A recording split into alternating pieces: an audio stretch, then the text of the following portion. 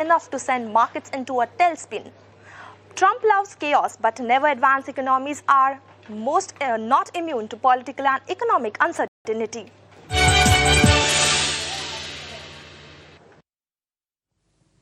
Thanks very much, Roshni, for putting that story into perspective. So, ladies and gentlemen, the big question that we're asking on the show tonight, Trump's love for chaos, whether he will fire Powell or will he not fire Powell? And most importantly, is the MAGA base in the United States, is it resonating with Trump's policies, or Trump's policies are resonating with the MAGA base? To discuss those and many other points, we're now joined by Vibhuti Jha. He's an ex-Republican candidate for the New York Assembly. Thank you very much, Mr. Jha, for joining us here on ET Now. First things first, what is your interpretation of Donald Trump's comments? He has hinted previously as well at the removal of the Fed chair, but yesterday he stated categorically that he's not looking at firing the Fed chair. So do you think that he is laying the groundwork for that to happen?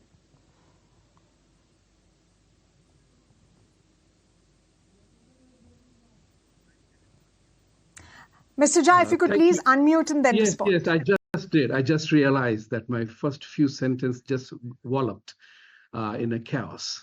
So thank you, Samira and Nivedana, for having me here.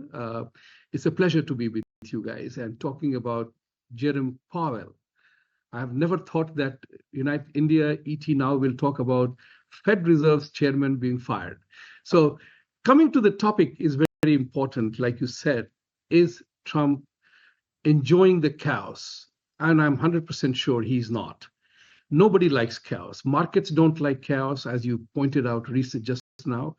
But what is important here is that how Trump is trying to fix the problems that beset American economy, American political system, American social order, and aided and abetted by technology. So these are all significant elements in political decision-making, how social, technology, economics, and politics combine to force a decision one way or the other.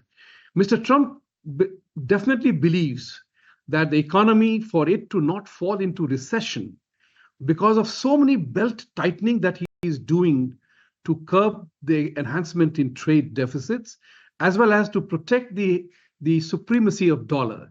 So he wants to keep the interest rates lower. And Fed chairman is not agreeing with that. Now, it is true that... of the law, Mr. Sorry? Especially to undermine an institution like the Federal Reserve for political convenience. If you want me to repeat that, Mr. Jha, Nivedana here, given the fact that, what you're pointing out, the way this is being done by challenging the fundamentals of the law and to also undermine an institution like the Federal Reserve for political convenience. No, it is not undermining. Let's be clear about one thing, the way the American political system operates. The various heads of departments, they have constitutional protection so that the checks and balances between the executive, legislature, and judiciary operates in a sync so that nobody dominates the other one. But there is a convention and a culture in America that if there is a significant difference of opinion between the president and any particular person, they voluntarily choose to step down because economy cannot become victim of the personality clash of two people, whether it is driven by institution or driven by the presidential authority. So I don't think he's going to fire. He loves the word to fire, but he is not going to fire. All that he's trying to do is to maintain the momentum for the economy to tighten its belt in an extreme fat loss program to curb deficits, spur economic growth, because Trump is an economy guy. He totally enjoys the fact that if America becomes stronger, that's the way the system operates in America. It's the economic strength of America that gives its all the other corollary to the political strength and everything else. And that's what Trump is trying to do, because America is a remarkably asset-rich country. And it is not managing the assets well has led to this kind of a scenario we all know. For example, the dollar is weakening primarily because technology has created significant amount of payment and trade settlement mechanisms. As you know, UPI is going to be accepted in so many countries, and it is likely that we NRIs may be able to use UPI. So think about the payment mechanisms where it need not have to be through the government mechanism or the banking mechanism. So lots of old patterns are falling apart, and Trump is trying to make sure that we take advantage of the technology leap that is happening. And if the interest rates are high, so right now one of the biggest impact of interest rates is consumer loans.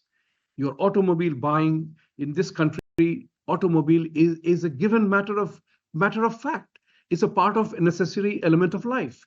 Housing, you can't afford housing build up, because if the interest rates are high, people are not going to buy it. So this is what is Trump trying to do, is to bring down the interest rates, because inflation is at an all-time low. Unemployment is not so bad. It's doing all right. And he wants to protect dollar. That's the ultimate thing, because if de-dollarization in the form that alternate methods of trade and payment settlements will come about, no doubt about it, dollar's primacy will definitely decline. Therefore, he is becoming desperate on that account. How right or wrong he is, I do not know.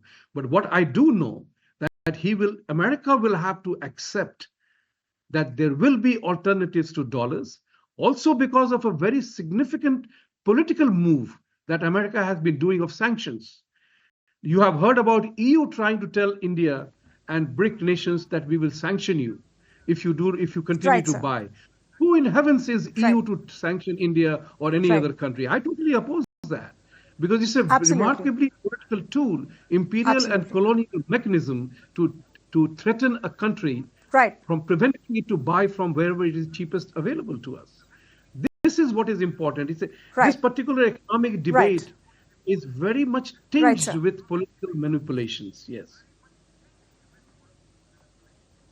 Absolutely, Mr. Jha, that's a very pertinent point that you have made. And of course, you've made the point also about the fact that legally it could be difficult to sort of, make that happen, to fire the Fed chair. But of course, he will probably create those conditions and circumstances in which the Fed chair resigns himself. As of now, we're given to understand that the Fed chair's current term ends in May 2026. But seeing the way he's been functioning, whether it's related to his tariff policies, whether it's related to comments that he's made vis-a-vis his competitors, and of course now with respect to the Fed chair, has power gone to Donald Trump's head? Is this a calculated strategy to spread chaos? The word chaos, I love it and I hate it, because there are times when you want to do something, the steps that you take may lead to chaotic scenario. It is very likely. And Trump is desperate to strengthen the US economy. There is no mincing words on that. Mr. Powell will not be fired, because there is no scenario in which he can be fired because of misconduct or whatever else. That's not going to happen. What is likely to happen is, there is a very nice word called conditions of satisfaction. There is it's highly likely that both of them are operating under a condition of satisfaction which is unsatisfactory for both. So as a result of which, Mr. Trump being the executive head, Mr. Powell needs to understand, where does the president want to take the economy forward? Will it slip into a recession? These are issues which are bothering President Trump. Mr. Powell, maybe he's a Federal Reserve chairman. He must be looking at the technical aspects of it. And technical aspects of it is different than the political calculations, because you have elections coming in a few next year and the 2028. So this is what is important, that the economy needs to become stronger. And chaos will happen. I mean, I'm 100% sure about that. Whenever you do take tough actions, chaos will be the outcome. The question is, how do you handle that? Yes. Right. But do you think that Donald Trump and his administration are handling the chaos well, given the fact that he's gone back several times on what he has said? He says something, then implements completely something else with respect to what happened in Iran, for instance, if you see. And of course, on the tariffs front as well, he says that he's going to impose a secondary, set of tariffs on countries that continue to support Russia. He's also stated with respect to Israel as well. And of course, he's pushed forward that tariff deadline to August 1. Do you think, as, somebody who's supported the Republican Party, are these policies resonating with the MAGA voter base, and are they resonating with you? Do you believe that Donald Trump actually wants to work for bolstering the American economy? On the latter part of your statement, whether he wants to bolster U.S. economy, the answer is an emphatic yes, because there is no other alternative to him either. So he is definitely working towards bolstering the U.S. economy. What happens is in the administration part of it, tariff, I have always believed as a banker, as an international banker, and having done this work, tariff is a negotiation tool forever. By now, we all know what various countries have been doing with America when it comes to tariff on products and services. So the question is, who is able to push its own agenda deeper? I, for one, have also advised the Republican Party and reached out to Mr. Trump with a message that on agriculture elements, do not force India. What I have also told India, that given the scenario, agriculture cannot be compromised. You do not want the GMOs entering the country. Instead, India must have a clear-cut policy that India wants to become the organic food basket of the world. Why not? Tariff is a negotiation tool. That's why you are looking at it, that he's deferring the dates, and that's part of the game. So it does create uncertainty. I totally agree with you. And markets do not like uncertainty. That also we know. So the question here is whether the tariff thing will be a negotiated settlement, to what extent. So we have known what is happening between India and the US. But in the case of US versus China, Russia, I can bet my life on it that there will be mutually created conditions of satisfaction, because that's my favorite phrase. You have to create in business and politics a scenario of conditions of satisfaction. What must you do that is acceptable to me, to both entities? It's not compromise. It's creating a condition of satisfaction. That's very different than compromise. Compromise is a dangerous word. In my opinion, you cannot have a compromise between 2 drops of poison and a gallon of milk. Nobody will drink that, can you? But you have to have a condition of satisfaction, no poison in milk. That's what is important to understand the mechanisms of what is happening in the broader circling nature back of to politics. what you had initially said, that no economy can be a victim of perhaps a difference in power as well. But what do you believe are the larger consequences to, let's say, inflation expectations, rate trajectory, and capital flows as well?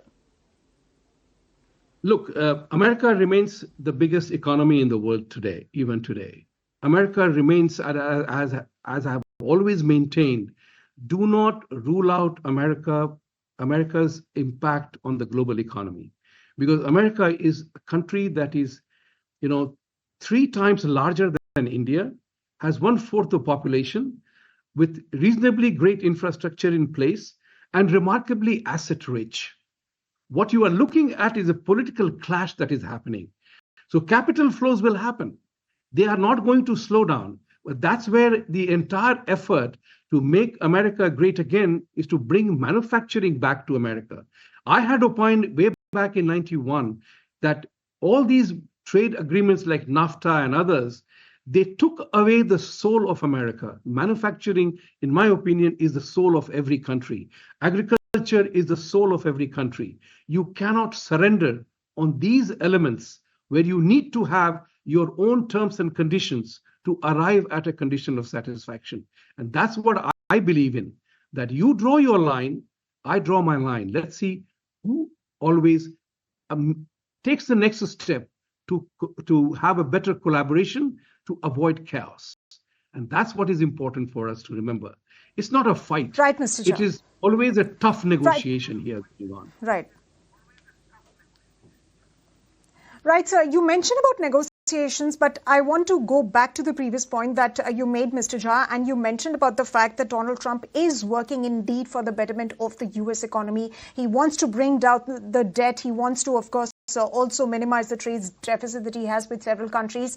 But, sir, when you look at the dollar index, this year itself, it has touched several lows. Of course, there are concerns that are related to the slowing down of the US economy. Of course, we are reading reports that consumers are exercising caution when it comes to spending. There are concerns that still persist around inflation as well. And of course, you stated about the tariff policy. Well, the tariff policy, the impact of that is yet to take full effect, given the fact that there's been a push now to the deadline of August 1. How are these policies really working for the betterment of the US economy and not for Donald Trump, the personality that he is? Look, I would put it this way most humbly to you, that do not get stuck by Donald Trump, the personality. The personalities operate in their own ways. Everybody is different. You, I, Nivedana, everybody, we are all different people. We will do things differently. But what you have to remember, that in the case of Mr. Trump, he has inherited a remarkably tricky US economy. I have always said that US suffers from a severe case of financial obesity. The ability of the US economy to maneuver, whether it's interest rates or dollar domination, is very restricted, and Trump recognizes that. A usual politician may not, recognize that element, but Trump recognizes that, and that's why you might see signs of desperation in him. Like he said, I will impose additional 10% on BRICS countries if they try to undermine dollar. He knows it is not going to work, because BRICS combined is 46% of the global economy and significant population, huge market. He recognizes that part, but he can't obviously say that openly. But he definitely recognizes that. So what my point here is very simple, that he will do whatever it takes to protect and defend America. He's totally for America. He's not caring for the rest of the world. That's the impression you and I get. But he also recognizes, as a businessman, as a builder developer, that you cannot live in isolation. And that's what is important for you to understand his mindset. He knows he's going to Ireland or Scotland to inaugurate his golf club.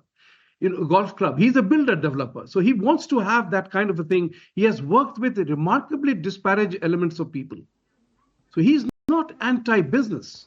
He's wanting to protect and defend the territory that he has inherited to make it better.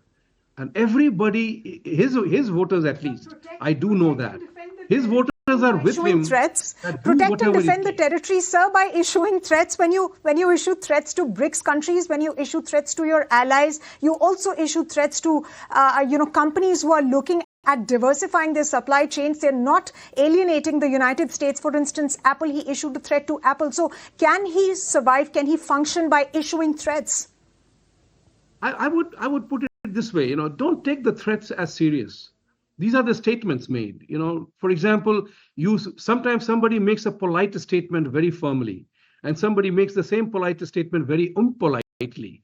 The impact of those statements vary. So he's trying to project that he's a tough guy, which he is. But the point is, he also recognizes that you have to collaborate, cooperate, and coordinate to make things happen.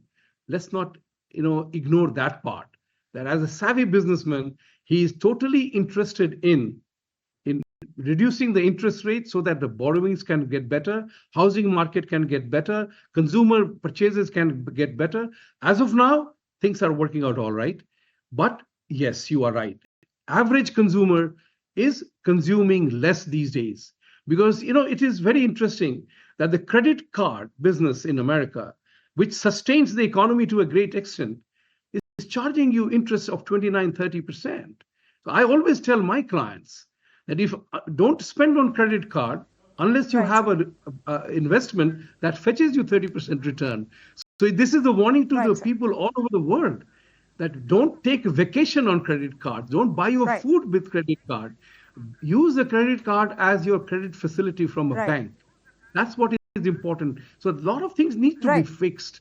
And we have, in America, we have gone the dollar, what do you call it, the printing ability to print dollars, the tariff, this, what is that word called?